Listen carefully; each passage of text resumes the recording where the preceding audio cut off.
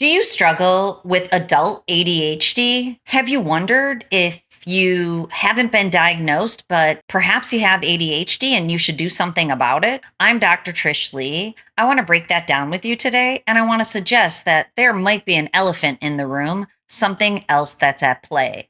So, we know scientifically that ADHD is a neurodevelopmental disorder. What this means is that you were born with it. And I've always found ADHD fascinating in that basically what's supposed to happen is when you're a baby and you're born, your brain is using a lot of slow processing speed. As you develop in young childhood, your brain is supposed to speed up so that by childhood and especially adulthood, your brain is running at optimal processing speed, not at slow processing speed. In people with ADHD, their brain doesn't slow up to that optimal processing speed. Instead, it stays slow. This is why stimulant medication works. When you take a stimulant, it basically speeds up the brain for the day while it's in your system, and it can help you focus.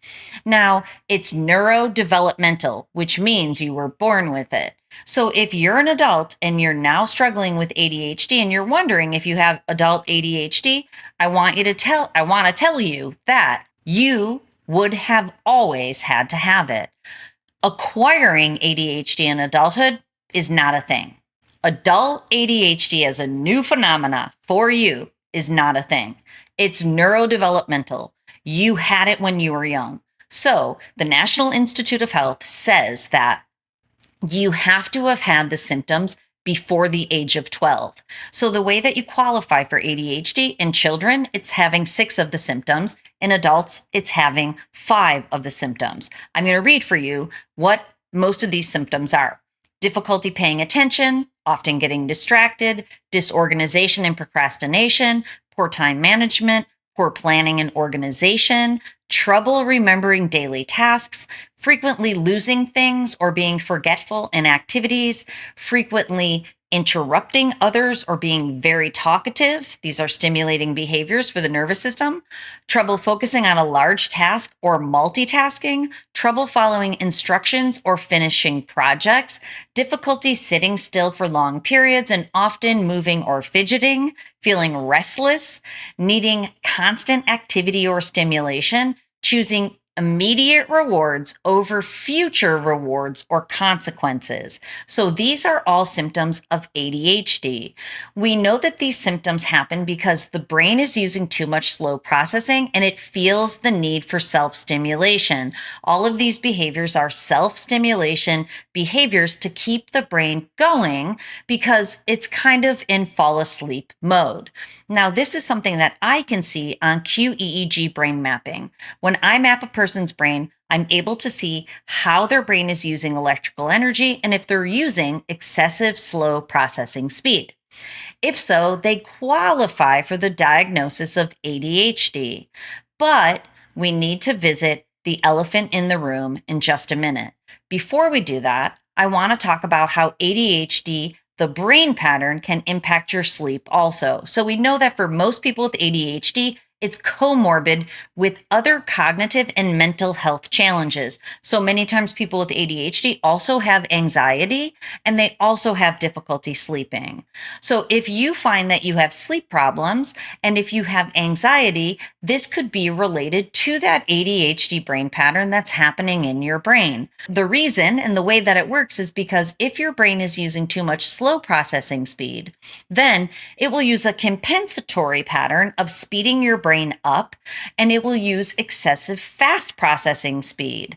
In this way, you feel anxiety, and also your brain is now going too fast to fall asleep. Fall asleep mode is that speed of ADHD. Stay asleep mode is even slower. So basically, it disrupts the circadian rhythms of the nervous system because of the brain dysregulation that's at play. So ADHD symptoms are self-stimulating behaviors, which also then can lead to a comorbid pattern of anxiety and sleep problems.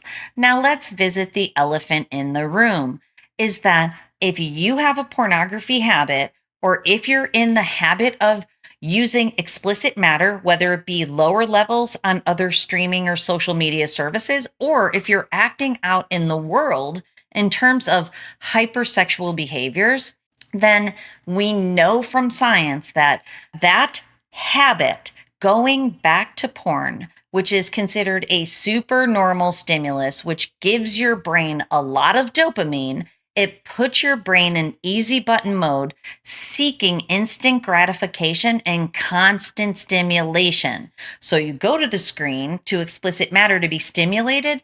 Now it's time to go back to your life where there's a dopamine deficit. And now you're not able to feel stimulated in your work, in your hobbies, and in your relationships. And it makes you think, why can't I focus anymore? Why doesn't my work do it for me? Why doesn't hanging out with my friends do it for me anymore? Maybe I have ADHD.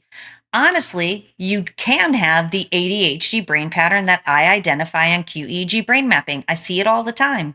But when I ask people, did you have these symptoms before the age of 12?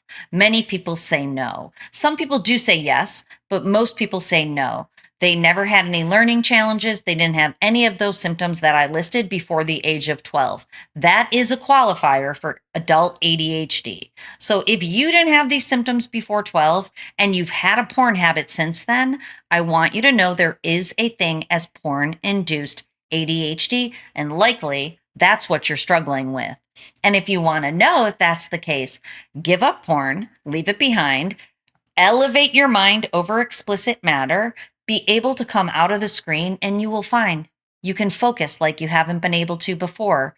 There's no longer procrastination. You're able to use executive function skills, organization, planning. You're able to be on purpose. You're able to relate. There's no more social anxiety. And you're able to sleep like a baby because now your brain is regulated.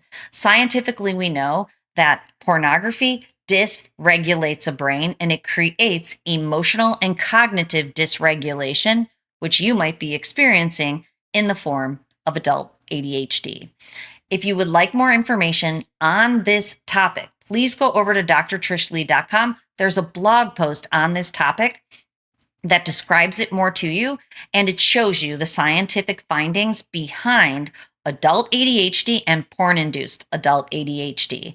If you're looking for help to overcome pornography or to regulate that adult ADHD brain pattern in your brain, please go over to drtrishleigh.com. You can check out the porn addiction recovery services, and you can check out QEEG brain mapping to identify how your brain is using electrical energy and if there's a way for it to improve. Okay, until next time, control your brain or it'll control you.